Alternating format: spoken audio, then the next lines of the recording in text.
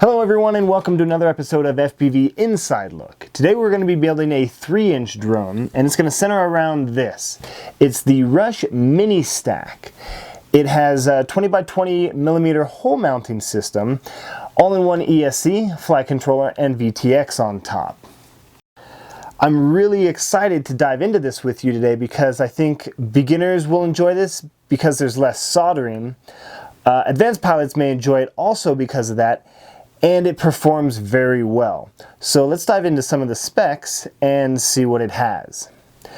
It's a 3-layer stack, and on the very bottom we have the 4-in-1 ESC. This is a 32-bit BL Heli ESC, and it can handle 30 amps continuous, 40 for short bursts, and has 3 to 5S capabilities.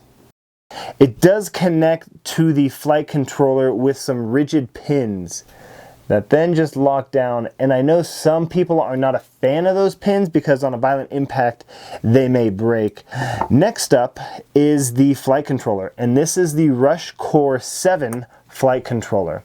Now what they've done is taken the gyro and they've kind of soft mounted it and suspended it above the rest of the components there, and you can see as it flips over right there.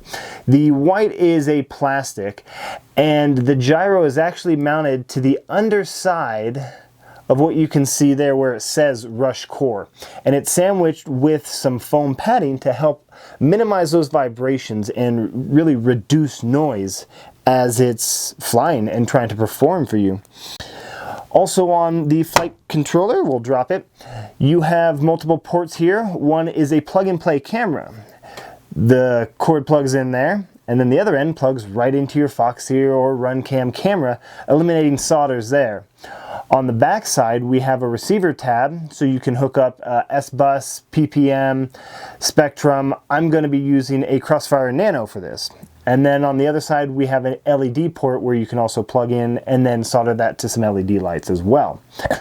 Those ports are nice because they eliminate some extra soldering where you would normally have to solder on your camera or your receiver. Now you can just plug it in, and they have little clips that when you plug it in, locks on really solid, so you shouldn't worry about them popping out if you do bump into something. It's locked in there.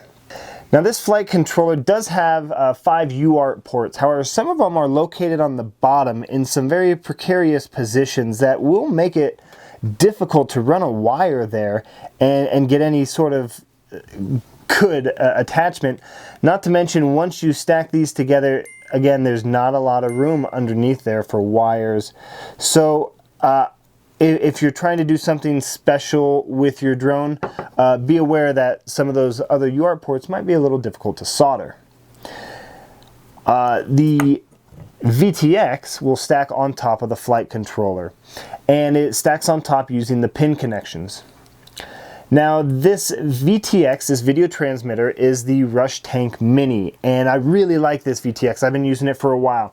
It can handle up to 36 volts power, has 48 channels, and can go pit mode, 25, 200, 500, and 800 milliwatts of output power. Has a MMCX connector in the back, which I will be using the Rush Cherry Pop antennas for. Keep in mind when attaching the Rush Tank Mini to the top of the flight controller, the flight controller I received was set on the wrong power voltage. On the bottom of the flight controller, there are a couple bridge ports where you can bridge depending on the power you want for your receiver. You can change that from 3.3 to 5 volts. You can also change the UART port that's plugging into the receiver from receive to transmit.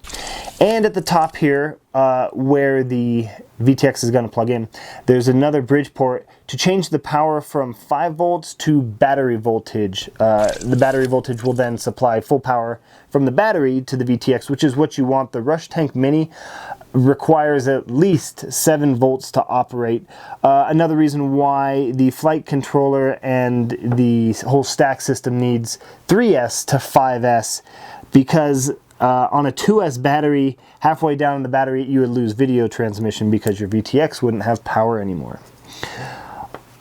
On the video transmitter, there are some buttons on here, and so that's how you will select your channel and frequency. And that just slips right on top also. It's a very simple plug-and-play system.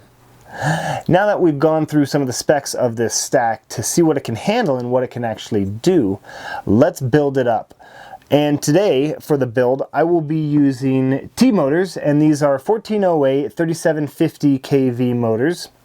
And I'm using a 360 Hobby Heck Yeah frame. This is perfect for my 3-inch build. It will be nice and lightweight, and the components are well protected.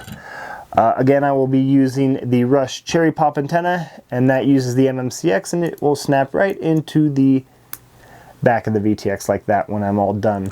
So let's hit the bench, wire up our power and our motors, and then we'll come back and I'll show you how the camera and receivers work. Now that we have our power and 4 motors soldered onto the ESC, let's talk about the plugs and how the rest of the build goes.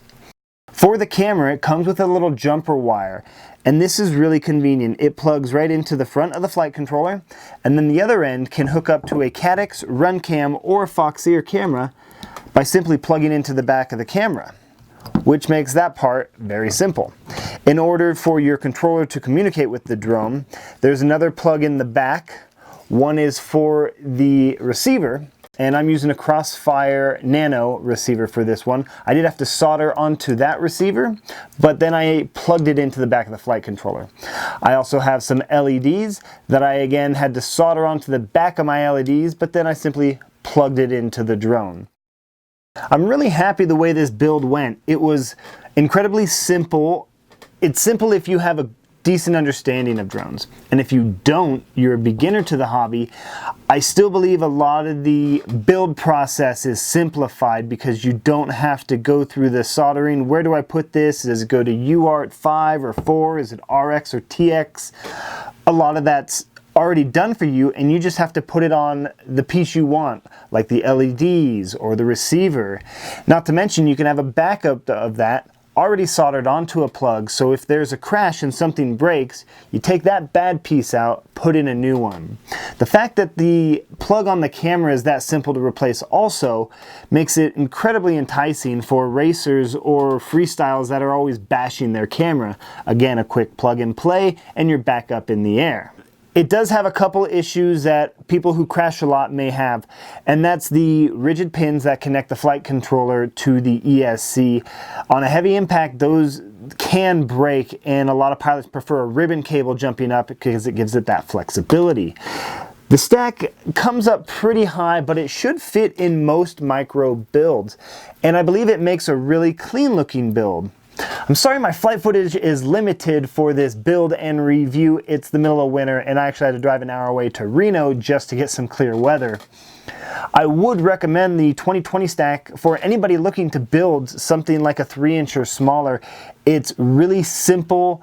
A lot of it's plug and play, and it looks clean when you're done. When you start building micros, soldering can become a difficult task. So if you're not very confident with that, this can simplify some things for you. If you like your 5-inch drones and prefer something with a little more power, look into the Rush 3030 stack that will be coming out in 2020. I'm not sure when yet, but they have been talking about using a ribbon cable to connect the ESC to the flight controller, and because of the bigger stack size, they will spread out the UART ports and maybe even have more functionality from those in the future. Thank you so much for watching. If you have any questions on the Rush stack, please leave them comments down below. Don't forget to like and subscribe. Keep up to date on all my other reviews, FPV news, and interviews. If you're planning on building something in the future, you can find me on my social media, NorCal Drones, on Facebook and Instagram. I'd be happy to help answer any questions you may have if you're getting into the hobby. Until next time, keep ripping packs.